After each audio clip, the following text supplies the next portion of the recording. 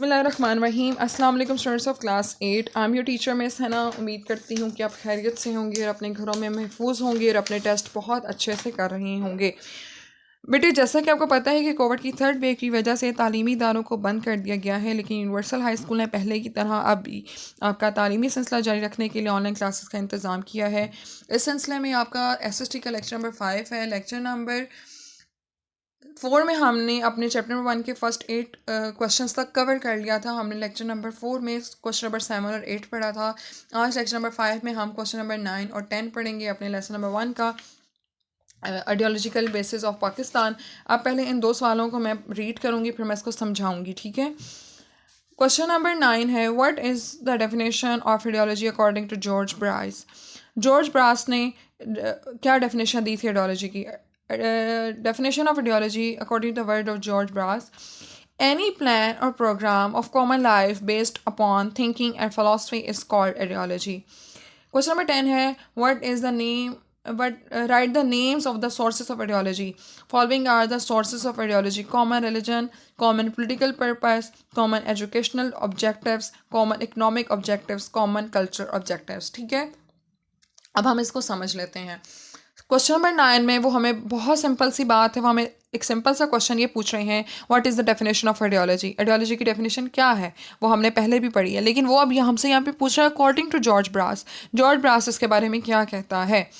George Brass is a political thinker, ایک political philosopher ہے، ٹھیک ہے، جو کہ ایک جرمن فلاسفر ہے. وہ کیا کہتا ہے آئیڈیالوجی کی ڈیفینیشن کے بارے میں؟ جارج براس یہ کہتا ہے، definition of ideology in words of George brass. George brass کے الفاظ میں آئیڈیالوجی کی نظریے کی تعریف یوں ہے: اینی پلان اور پروگرام، کوئی بھی نظریہ یا نظام، آف کامن لائف، عام زندگی کا، بیسڈ اپون، جو کہ بیسڈ کرتا ہے، مشتمل ہوتا ہے، جس کی بنیاد یہ ہوتی ہے تھنکنگ اینڈ فلاسفی، سوچ پر اور فلسفے پر، اس کالڈ آئیڈیالوجی، جس کو ہم نظریہ کہتے ہیں. Any plan or programme of common life based on thinking and philosophy is called ideology. آپ کی زندگی کا، اس کی ایکسپلینیشن یوں ہے کہ آپ کی زندگی کا کوئی بھی پلان ہے، کوئی بھی پروگرام ہے، لیکن اس کی جو بنیاد ہے، یعنی کہ آپ جو کام کر رہے ہیں، آپ کا جو لائحہ عمل ہے، وہ کس پہ بیسڈ کرتا ہے؟ وہ آئیڈیالوجی پہ. اگر آپ کی تھنکنگ پہ بیسڈ کرتا ہے، آپ اس کام کے پیچھے، آپ کے اس لائحہ عمل کے پیچھے، آپ کی اس کاوش کے پیچھے، اس ایفرٹ کے پیچھے آپ کی ایک سوچ ہے، آپ کی ایک تھنکنگ ہے، یا آپ کی فلاسفی ہے، یا آپ کا کوئی فلسفہ ہے. آپ کا فلسفے کے سے مراد آپ کی ایک اتھینٹک، اس کے بارے میں ایک رائے ہے، جو آپ فیکٹس اینڈ فیگرز کے ساتھ اس کو بیان کر سکتے ہیں، یعنی کہ اس کے ایڈوانٹیج اور ڈس ایڈوانٹیجز کا آپ کو پتہ ہے. یہاں ایک وہ فلسفہ جو کہ مطلب باقی چیزوں سے مختلف ہوتا ہے، آپ کی جو بات ہے، آپ کا جو پوائنٹ ہے، وہ باقی چیزوں سے ڈفرینٹ ہے اور وہ اتھینٹک ہے. اور آپ ایک اتھینٹک پوائنٹ پہ، ایک اتھینٹک سوچ کے ذریعے اگر آپ کا کوئی بھی پلان یا پروگرام بنا رہے ہیں، تو وہ آپ کا نظریہ ہے، آپ کی کامن زندگی کا، آپ کی کامن لائف کا، آپ کے ارد گرد آپ کچھ کام کر رہے ہیں، ٹھیک ہے. تو وہ آئیڈیالوجی ہے. ہم یہاں پر آئیڈیالوجی آف پاکستان کو میں آپ کو ڈیفائن کر دوں آئیڈیالوجی کی ڈیفینیشن کے تھرو. جس طرح وہ کہتے ہیں کہ اینی پلان اور پروگرام، ہمارا پلان، ہمارا پروگرام کیا تھا؟ ہمارا پلان، ہمارا پروگرام، ہماری سب سے بڑا ہمارا مذہب اسلام ہے. اور ہمارا جو مذہب اسلام ہے، اس کی جو بنیاد ہے، جو تھنکنگ ہے، وہ ہماری تھنکنگ جو ہے، ہماری جو فلاسفی ہے، وہ ہمارا مذہب ہے. ہمارا جو زندگی گزارنے کا جو ہم کہتے ہیں کہ ہمارا مشن، ہمارا پلان، ہمارا پروگرام کیا تھا؟ We want a separate nation. ہم ایک سیپریٹ نیشن چاہتے تھے، لیکن اس کے پیچھے کیا بیسڈ تھی؟ اس کے پیچھے جو بیس تھی، وہ ہماری جو سوچ تھی، ہماری جو فلاسفی تھی، وہ ہماری سوچ تھی، ہماری جو فلاسفی تھی وہ تھی اسلام، ہمارا مذہب اسلام، اسلام کی فلاسفی، اسلام کا فلسفہ ہمارے پلان کے پیچھے تھا. اس کی بیسڈ کیا تھی؟ اسلام تھا. یعنی کہ ہمارا جو ڈیمانڈ تھی، ہمارا جو پلان تھا، ہمارا جو پروگرام تھا، وہ بیسڈ کرتا تھا ہماری جو تھنکنگ اسلام پر، ہمارے نظریہ جو تھا ہمارے مذہب پر تھا.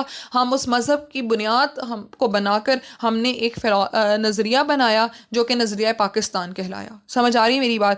یعنی کہ آپ کا کوئی بھی پلان ہے، آپ کا کوئی بھی پروگرام ہے، آپ کی عام سی زندگی کا، لیکن اس کے پیچھے آپ کی کوئی سوچ ہے، کوئی لائحہ عمل ہے، کوئی فلسفہ ہے، تو ہم اس کو کہیں گے آئیڈیالوجی. ٹھیک ہے.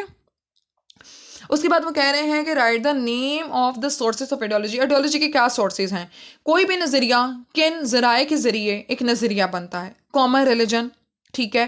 اگر بہت سارے لوگوں کا ایک مذہب ہے تو مطلب ان کا ایک نظریہ بن سکتا ہے.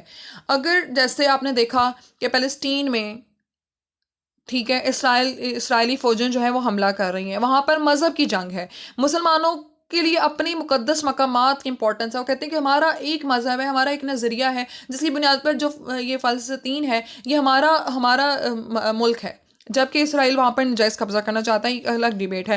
لیکن اگر آپ کا کامن ریلیجن ہے، آپ ایک ریلیجن سے بلانگ کرتے ہیں، بہت سارے لوگ تو کی کتابوں کو انوالو کیا ہوا تھا، اب مسلمانوں کو وہ ایجوکیشن نہیں چاہیے تھی، مسلمان اسلامک ایجوکیشن چاہتے تھے، اسلامی جو ہمارا بیک گراؤنڈ ہے یا ہماری جو تاریخ ہے، ہمارے جو ایتھکس ہیں، ہمارے جو نارمز ہیں، اس طرح کی ایجوکیشن چاہتے تھے۔ تو کیا کیا تھا کہ سر سید احمد خان نے اس کے تحت ایک جو ہے وہ الگ اسکول بنایا، سر سید احمد خان نے ایک اسکول بنایا، فاؤنڈیشن بنایا، محمدن ایجوکیشن کانفرنس ہوئی، ٹھیک ہے، محمدن ایجوکیشن سوسائٹی، اس کے بعد ایک سوسائٹی کا قیام، سائنٹیفک سوسائٹی کا قیام عمل میں آیا، جو کہ اسی لیے تھا کہ ان سب کا ایجوکیشن آبجیکٹیو ایک تھا۔ ایجوکیشن آبجیکٹیو بھی ایک نظریے کی بنیاد بنتا ہے، سمجھ آ رہی ہے میری بات؟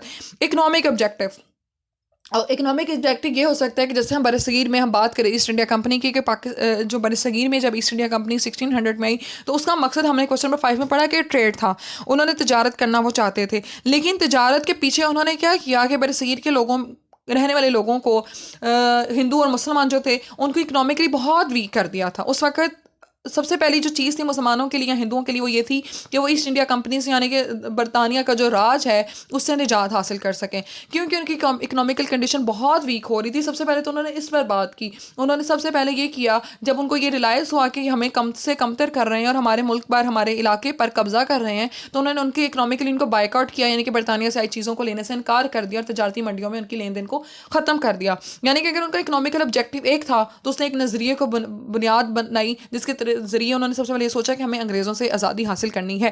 وہ بات کی بات ہے کہ مسلمان الگ ہو جائیں اور ہندو الگ ہو جائیں، پہلے ہمیں جو ہے وہ برصغیر کے لوگوں کو برطانیہ سے، تاجہ برطانیہ سے جو ہے ایسٹ انڈیا کمپنی سے نجات حاصل کرنی ہے۔ اس کے بعد کلچر آبجیکٹیوز ہیں کہ اگر ایک جگہ پر رہنے والے لوگوں کے کلچر آبجیکٹیوز ایک جیسے ہوں گے، جیسے ہمارا جو ثقافت ہے وہ ایک جیسی ہوگی، تو وہ لوگ مل کر بھی ایک نظریے کی بنیاد بنا سکتے ہیں۔